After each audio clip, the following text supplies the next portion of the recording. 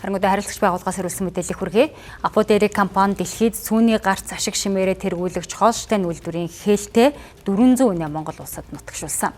Үр дүнд нь шингэн сүүний үйлдвэрлэлийн хэмжээг өдөрт 10 тонноор нэмэгдүүлсэн байна. Энэ өсөлт сүүний салбарт үйл ажиллагаа эрхэлж байгаа аж ахуйн нэгжийн бүтээмжийг нэмэгдүүлж, үр ашгийг шин түвшинд гаргахад төлөвлөгөө үзүүлж байна. Можоо сайланд ороо за. Нэртэй. Төвшинбатын гэр бүл дархнаас Төв аймгийн Баяхангай суманд сууршин аж ахуй эрхэлж байгаа залуу гэр бүлийн төлөөлөл юм а. Тэднийхээ сүүний гарц ашиг шимээрээ тэргүүлэгч Холштейн үйлдвэрийн 13 хүүхэртэй. Хоногт 250 орчим литр сүү Апо компанид нийлүүлдэг. Гэргий буян дэлгэр цэцэрлэгийн багш мэргэжилтэйч одоо фермерчин болж фермерийн үйл ажиллагаагаа өргөжүүлэх томоохон зорилго тавин ажиллаж байна.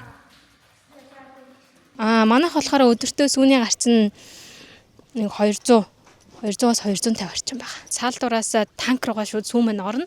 Танк маань нөгөө автомат хөргүүртэй тохиргоотой өөрийнхөө нэг хөрөх ёстой гараацтай хүрчээд зогсчдөг.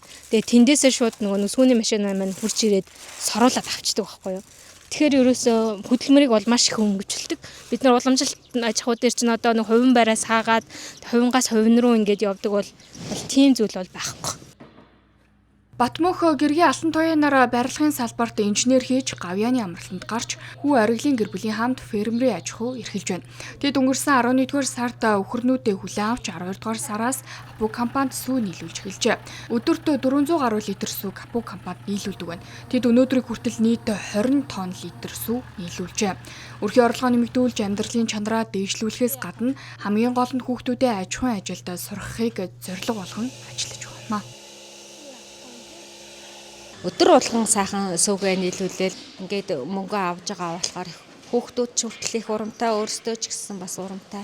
Тэгээ хажуугаар нь бас зүгээр суухгүй сайхан хөдөлмөрлөл, айжуу тайван хөдөлмөрлөл ингээд аж ахуйгаа эрхлээд байгаа учраас орчин болол их сайхан тайван, малынхаа ашиг шимийг хүртэж байгаа учраас таатай байгаа. Онцлог нь гэвэл одоо тэгэл мал дагж ийн тэгэл сүү өмтөгдгөнэл дагнаал тэгэл одоо ааруул эзгий сүмтгэн дагнал гэсэн бодолтой байна чааштай.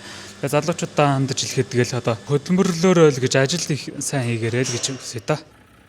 Өглөө бүр тогтмол цагт Апо компани сүү хүлээн авахч ирдэг учраас сүү өгөх процесс гар ажиллагаа шаарддаггүй хэлбэр байдаг гэлээ. За харин сүү хүлээн авахчийн хувьд эрүүл ахуйн стандарт шаардлага бүрэн хангасан сүү хүлээн авдаг гэлээ. Сүү бүтээгдэхүүн бол 72 цаг амтай гэж үзээд 72 цаг ерөн хадгалах ёстой. Гэхдээ бол бидэд бол 5 цагийн дотор сүүгээ үйлдвэрт аваач болох ёстой. Тэгээд сүүлийнхаа айлаас сүүгээ аваад лацтаад ломбдоод тэгээд тэндээс нь очингууд лацыг нь шалгуулад дахиж лабораториор шинжилгээ хийлгээд тэгээд үйлдвэрөө сүүгээ буулгадаг. Дотоодын үйлдвэрлэлийг нэмэгдүүлэх, импортыг орлох, малчтын орлогыг дэмжих салбарын тогтвортой хөгжлийг хангахаар Аподерик компани төсөл хэрэгжүүлж байна. Хүнсүдэ аж ахуй хөнгөн үйлдвэрийн яам, Хаан банк, сүүний салбарын үндэсний зөвлөл зэрэг холбогдох байгууллагууд хамтран ажиллаж байна.